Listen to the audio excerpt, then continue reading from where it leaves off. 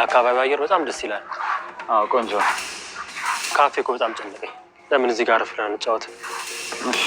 ይሄ አየር እንዴት እንደሚናፍቅ አታውቅም። እስር ቤት እኮ ታፍነን ታውቃለህ። ይሄ ንጹህ አየር ነበር ይናፍቀኝ። አዎ ቆንጆ አየር ነው። የካፌውን ጫጫታ ራሱ ልለምደው አልቻለም። የሰው ግርግር ከባድ ሆኖብኛል። ዛሬ ግን ለፖሊስ ማመልከት አለብን። ልክ ብለሃል። ምንም የተለየ አዲስ ነገር ካላገኘ ለፖሊስ ብናመለክት ነው የሚሻለው። እኔ የምልህ ይሄ ዝና የሚባለው ሰውዬ ማን ነው? ስለሱ ለማወቅ በጣም ጉጉት እያደረብኝ ነው። ባላውቃቸው የምትላቸው ሰዎች አጋጥመው ያውቃል? እጣ ክፍል ያገናኘ አንዳንድ የተረገሙ ሰዎች አሉ። ቆይ እና ይሄ ዝና የሚባለው ሰውዬ የእነሱ አለቃ ነው? ከብሩኬ ጋርስ ምንድን ነው ግንኙነታቸው? አይ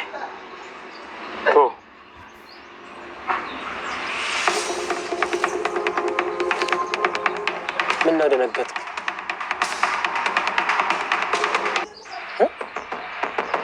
ሞገስ ዝና ማለት እሱ ነው። እንዴት አወቀ? ሲከታተልን ነበር ማለት ነው። ይሁና እና አንተ ይሄን ያለ የምትፈራዋለህ? ስለማታውቀው ንገረኝ። ሞገስ ምን ሆነሃል? አንተ እኮ ትል አይደለም ዝም ብለህ የምትሞተው ሰው ነህ። ይገባሃል? አታውቀው። ስለማታውቀው እንዴ ታዲያ ምን ችግር አለው? ሲመጣ ተዋውቀዋለሁ።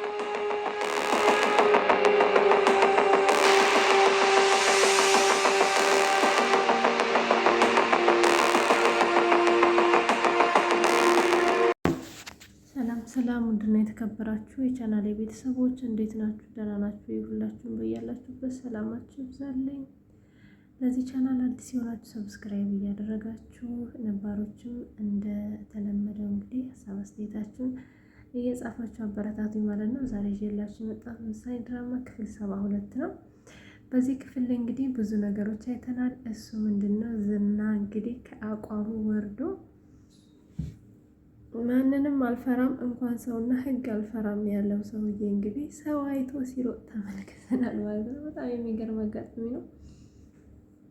በጣም ነው የሚገርመው ማለት ነው። ዝና እንግዲህ በዚህ ልክ ሲፈራ እኔ ይቻላልም እኔ እንደሚመስለኝ እንግዲህ የአንድ የቀበሌ ሰው እንኳን ይመልሰዋል ብዬ አላስብም ነበር።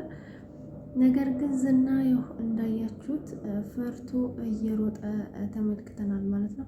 ምክንያቱም ዝና እንደዚህ ሊሆንበት የቻለው አንደኛ የሚሰራ ያለው ከማህሌት ጋር ነው ማለት ነው። ማህሌት ደግሞ ዝናን ይህንን አቋሙን ለማስተውና የራሷ ለማድረግ ትፈልጋለች ማለት ነው። ምክንያቱም እንግዲህ ይህንን አምባገነንነቱን ለሴት አልገዛም ከሉላ በላይ ሴት የለችም ምናምን የሚለውን ሙሉ በሙሉ ይህን ነገሩን አስጠፍታ እንግዲህ እሷ የምትፈልገው ምንድነው? ትክክለኛ ወንድ ይሄው ጀግንነቱ እንዳለ ሆኖ ግን የእሷ ባል እንዲሆን ነበር የምትፈልገው። እሷ በተደጋጋሚ ጊዜ እንዴት እንደዚህ ታደርጋለህ? ሉላ ማለት እኮ የገደለች ሴት ናት። ጥላህ መሄዷ ሳይቀር አንገትህን መታ ለብዙ ጊዜ አጎንበሰ ስትሄድ ነበር የከረምከው። በዛ ላይ ደግሞ አንተ ከእሷ ጋር እየኖርክ ያለ ጊዜ ራሱ ወታ እንደምትወሰለትብህ በምን እርግጠኛ አትሆንም ወይ? ወታኩ ከሞገስ ጋር እየወሰለተች ይሆናል የምትመለሰው እያለች እንግዲህ ሞራሉን ያው ዜሮ አስገብተዋለች ማለት ነው።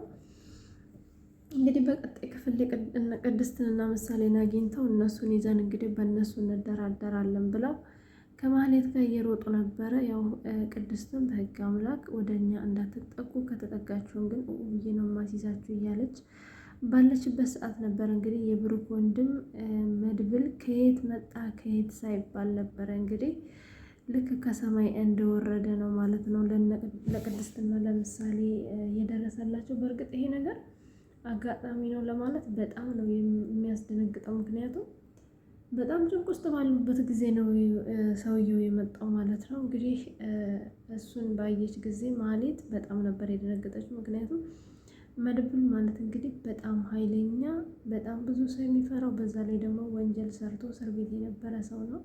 እንግዲህ ለሞገስም ይሄን ነገር ስትነግረው እንዴ ምን እያልሽ ነው? እና እያስፈራራሽኝ ነው ሲላት አይ ካንተማ የሚበልጥ ወንድ የለም፣ ግን ይህንን አጋጣሚ ልንጠቀምበት አይገባም። ስለዚህ ወደኋላ እንሄድና ሌላ ጊዜ ይሆናል በማለት እንግዲህ እየሮጡ ከዛ ቦታ ጠፍተዋል ማለት ነው።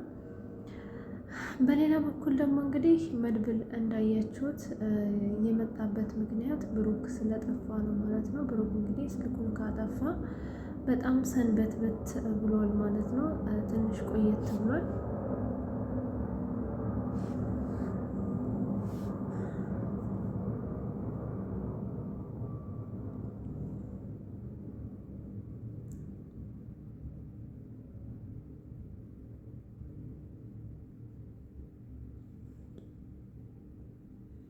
እና እንግዲህ መድብል የመጣበት ምክንያት ብሩክ ስለጠፋ ነው። በጣም ነገር የሚያስጠረጥር ነገር አለው። እሱ ምንድን ነው? ይሄ ሰውዬ እንግዲህ ከአሁን በፊት ወንጀል ሰርቶ እስር ቤት የነበረ ሰው ነው። እንዴት ብሩክ ሲጠፋ አውቆ ሊመጣ ቻለ? እስካሁንስ የት ነበረ? የሚለው ነገር እንግዲህ ኦዲየንስ ላይ ጥያቄ ፈጥሯል ማለት ነው። በሌላ በኩል ደግሞ የብሩክ መጥፋት ነው ማለት ነው። እንግዲህ እዚህ ድራማ ላይ ከመጀመሪያ ጀምሮ የተለያዩ ትምህርቶችን፣ የተለያዩ የህይወት ተሞክሮዎችን፣ የተለያዩ ፈተናዎችን እንዴት ማለፍ እንዳለብን፣ ትዕግስት ምን ያህል ሊኖረን እንደሚችል፣ የሰው ልጅ በቤተሰቡ ላይ ፈተና ሲደርስበት እንዴት ማለፍ እንደሚችል፣ በተለይ በትዳር አጋር ላይ በትዳር አጋር ጋር ያለውን ፈተና እንዴት አድርገን ማለፍ እንዳለብን፣ ትዕግስትን፣ አይቶ እንዳላዩ መሆን፣ ማህበራዊ ህይወትን፣ በቃ ከብሩክ ያልተማርነው ነገር የለም። ኦዲየንሶች እንግዲህ ይሄ ሁሉ ነገር አስተምሮን ይሄ ልጅ እንግዲህ ድንገት ወጥቶ ጠፋ ማለት ለኦዲየንስ በጣም ከባድ ነው የሚሆነው እንደኔ ከሆነ። እንዳየሁትም ደግሞ ኮመንት ላይ ሁሉም ሰው ብሩክን ይፈልጋል ማለት ነው። እንግዲህ ከምሳሌ ድራማ ላይ ብሩክ ወጣ ማለት ኦዲየንስ አንደኛ በጣም ማየት እንደሚደብረው አምናለሁኝ። ሁለተኛ ደግሞ መሆን ያለበት ነገር ነው ብዬ አላምንም። እንግዲህ ድምጻችሁን አሰሙ ማለት ነው። እኔ በዚህ ጋር ድምፄን አሰምቻለሁኝ። ብሩክ መታገትም ሆነ መታሰር የለበትም። ቅድስትና ብሩክ እንግዲህ ተጋብተው ማየት እንፈልጋለን ማለት ነው። እንግዲህ በሌላ በኩል ደግሞ እንዳያችሁት ሞገስ ያው ሉላን ይዟት ወደ ሌላ ከተማ ሄዷል ማለት ነው። በጣም ደስ የሚል ነገር ነው። ያው ሌላ ቦታ ነው ለጊዜው የሚኖሩት። ነገር ግን ሞገስ በአሁኑ ሰዓት ሉላን ይዞ ወደ ገጠር የማይሄድበት ምክንያት ሁለት ምክንያት ነው ያለው።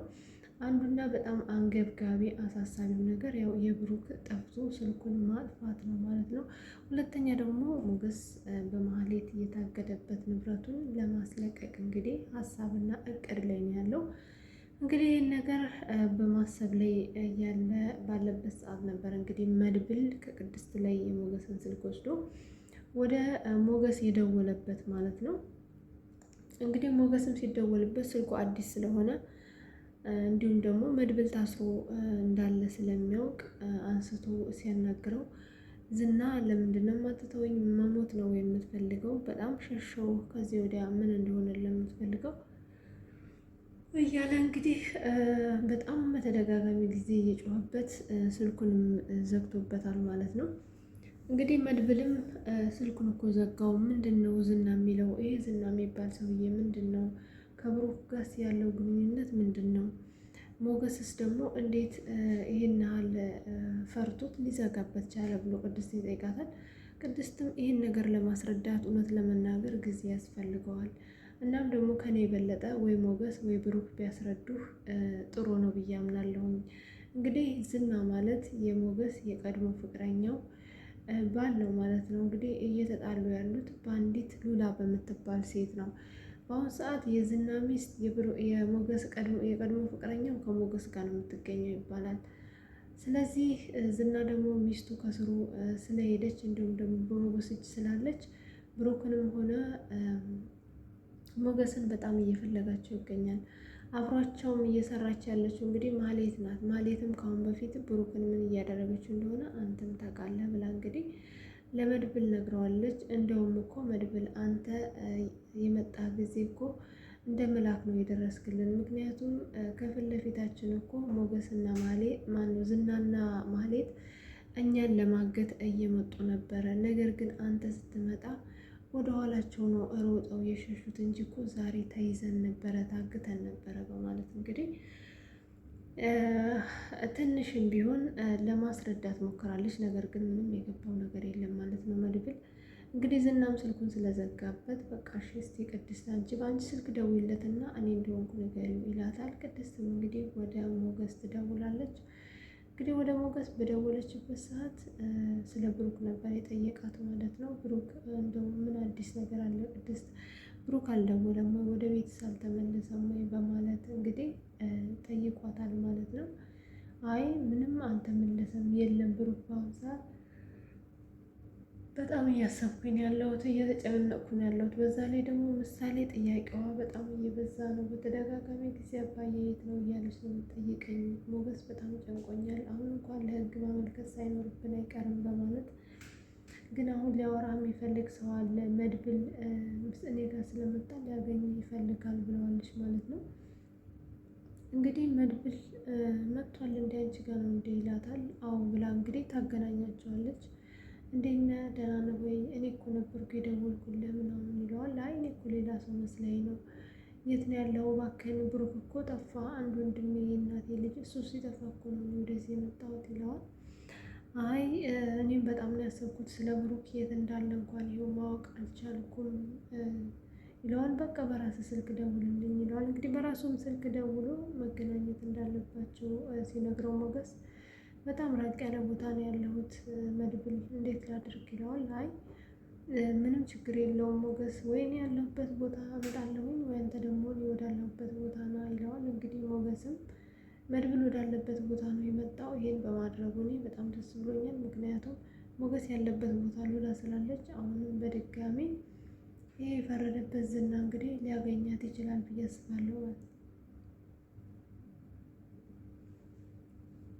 እናም እንግዲህ በጣም ደስ በሚል ሁኔታ ሉላ ካለችበት ቦታ ራቅ በማለት ተገናኝተዋል።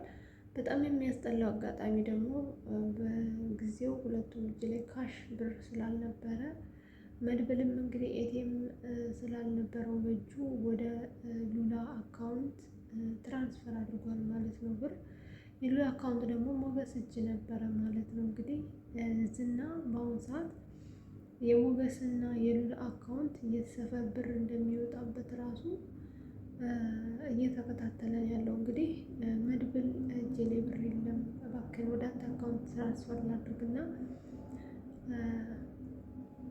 ብሩን አውጥተን እንጠቀመው ይለዋል። እንግዲህ ያንን ትራንስፈር አድርገው ከኤቲኤም ብር ሲያወጡ ነበረ። እንግዲህ የዝና ሰው ለዝና ደውሎ ወደ ሞገስ የት እንዳለ ማነው የሉላ አካውንት እዚህ አካባቢ ኤቲኤም ላይ ብር አውጥቷል፣ አሁን ላይ መፍጠን ይኖርብሃል ብሎ ለዝና የደወለለት ማለት ነው።